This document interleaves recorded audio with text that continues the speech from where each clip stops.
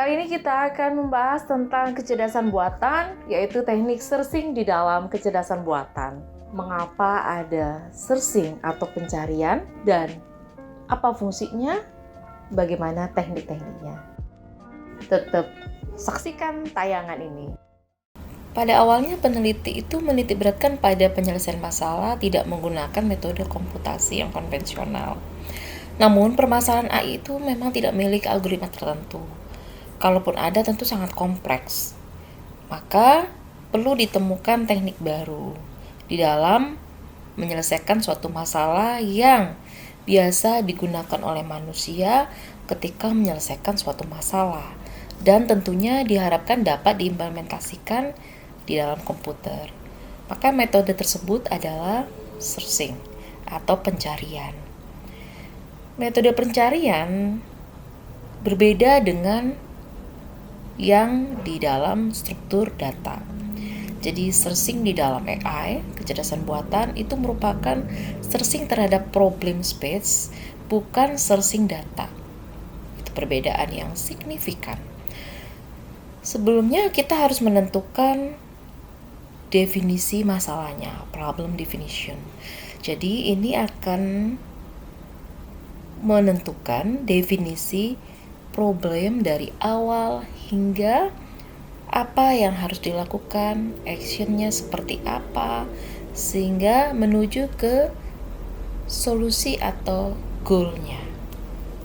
Yang kita bahas di tayangan ini adalah mengenai problem definisinya, yaitu single state dan multiple state problems. Oke.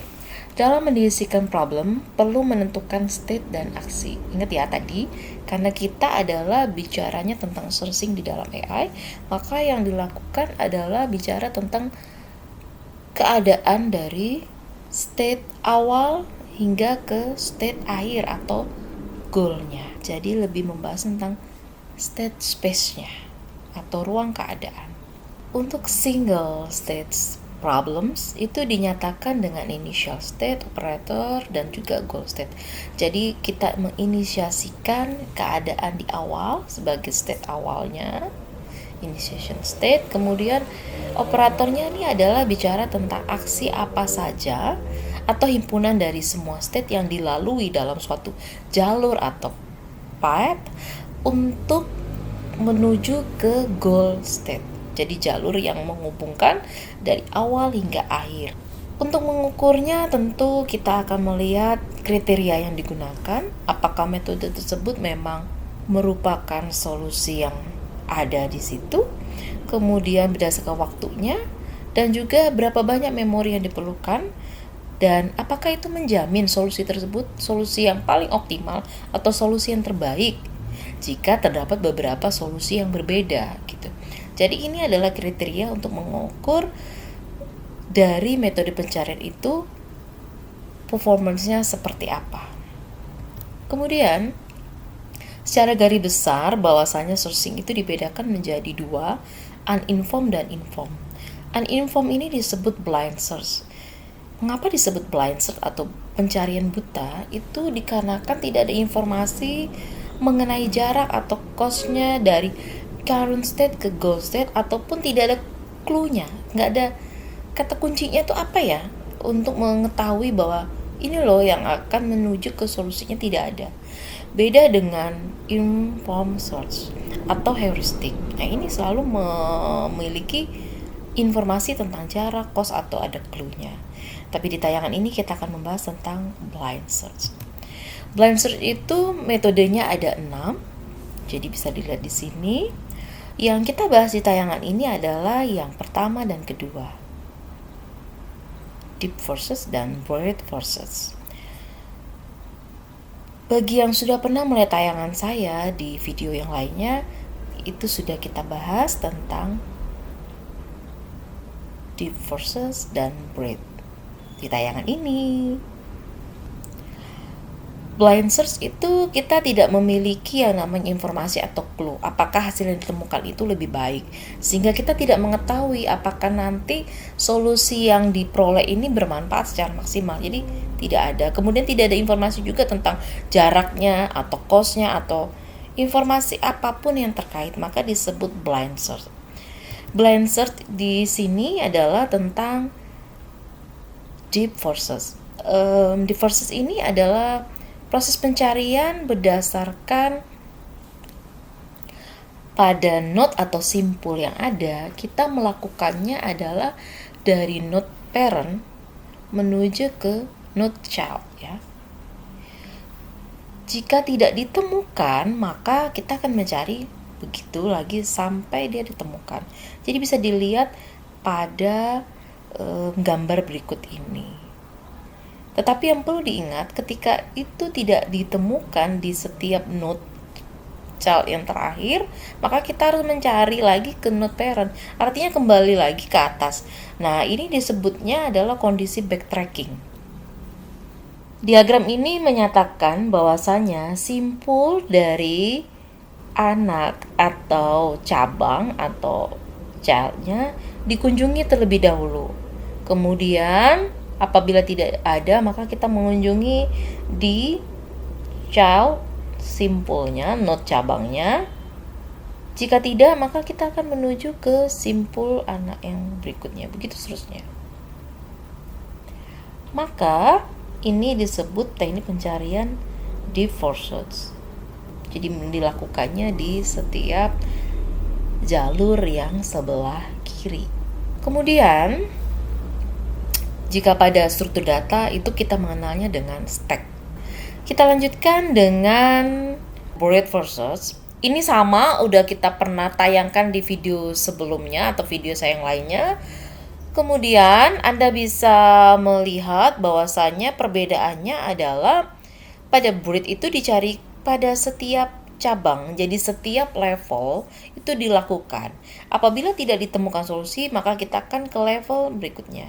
Dengan strategi ini ada menjamin bahwasannya solusi yang didapat itu optimal. Jadi setiap node yang ada di level hierarki yang sama itu dikunjungi terlebih dahulu. Begitu seterusnya. Dapat dilihat di gambar berikut bahwasanya kita mulai dari parentnya di sini node-nya, kita lakukan ke level di bawahnya yaitu ke B, C, dan D. Setelah itu baru ke level di bawahnya E, F, begitu seterusnya hingga solusinya ditemukan.